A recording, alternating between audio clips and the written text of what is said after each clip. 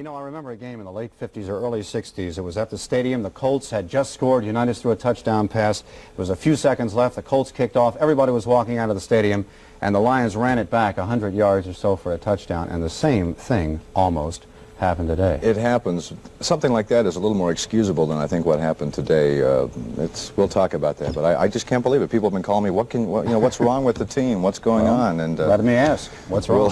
We'll ask the coach probably today and tomorrow. The Baltimore Colts lost their third game in a row to the Lions, 13-10, on probably one of the year's less intelligent coaching moves. When instead of giving up a safety with a 10-6 lead, less than 20 seconds remaining in the game, they went for a regular punt, which was blocked for a touchdown. You can believe that Coach Ted Marchibroda will have to answer some interesting questions this week. The Colts came out firing right from the very first play of the game. Jones here will hit Freddie Scott on a nice pass down to the 47-yard line. Then 3 plays later, Jones will again go to his wide receiver in for the injured Roger Carr, who takes it out of bounds here at the 30. The Colts look like they're starting to move. Of course, they've looked like that the last 3 weeks. Jones now will find McCauley down the left side, and he finally goes out at the 9-yard line, stopped at the 9. It's 1st and 10. Roosevelt Leaks now on a run around the left side, carries it down to the 2-yard line. Now keep in mind, Leaks last week fumbled. Now watch what he does here.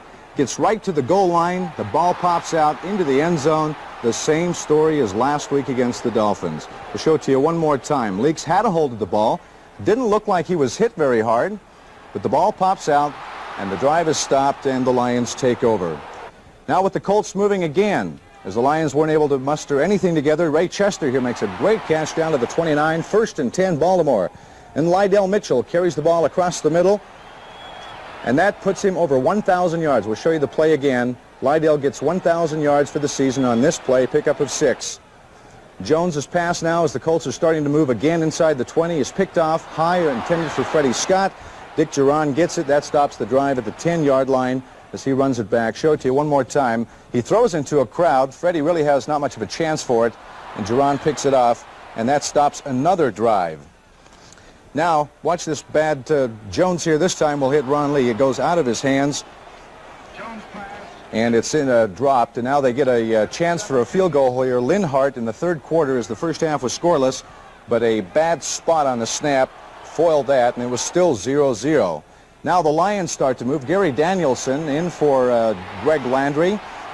Keeps it here, has to scramble, will cut back inside and picks up a first down to the 26-yard line. Now Leonard Thompson here will take a pass from Danielson and make that Kane.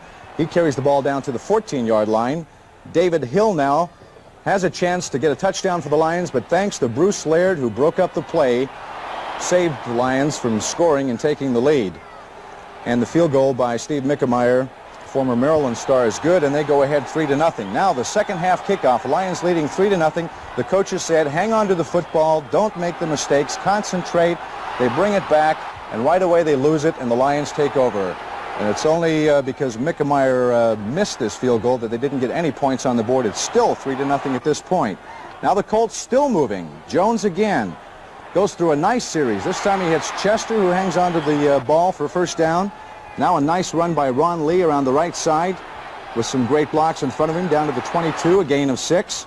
Lydell Mitchell this time gets the call. He gets down to the 17. Again, it's 1st and 10, and they're stopped. On 4th and 7, the field goal try is finally good by Linhart, and it's all tied up 3-3. Now the Lions fail to move. Jones again hits Ron Lee with a nice catch, hangs onto the ball. This time he hits Chester at the 47-yard line. Watch Chester in traffic hang on to this one. Lydell Mitchell now carries it down to the 33. This is late in the third quarter. He picks up a 1st and 10. Gets tripped up there. He may have gone for a lot more. And then Jim Hunter again intercepts the pass from Jones.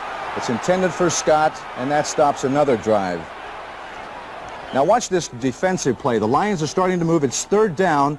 And Norm Thompson here comes up and stops Danielson. Great defensive play. They have to give up the ball. Now they take it over. Jones here passes to Dowdy down to the 35 across the middle. 1st and 10. That was his first catch of the game. This time Jones will score, hitting Lydell Mitchell all alone across the middle, goes in, and finally they go on top 10-6. The kick is good. That's the first touchdown in 3 weeks. Watch it one more time. Across the middle, Lydell Mitchell hangs onto the football. And just when it looked like the Lions may win the game, happy Ted Marchibroda cheering everybody up on the sideline. Looked like the Colts would win that. Now, here, late in the game, Lions were moving almost on this flea flicker here to Luther Blue, but he was out of bounds. And now, Lyle Blackwood stops this final drive with about 2 minutes to go when he intercepts the pass from Danielson.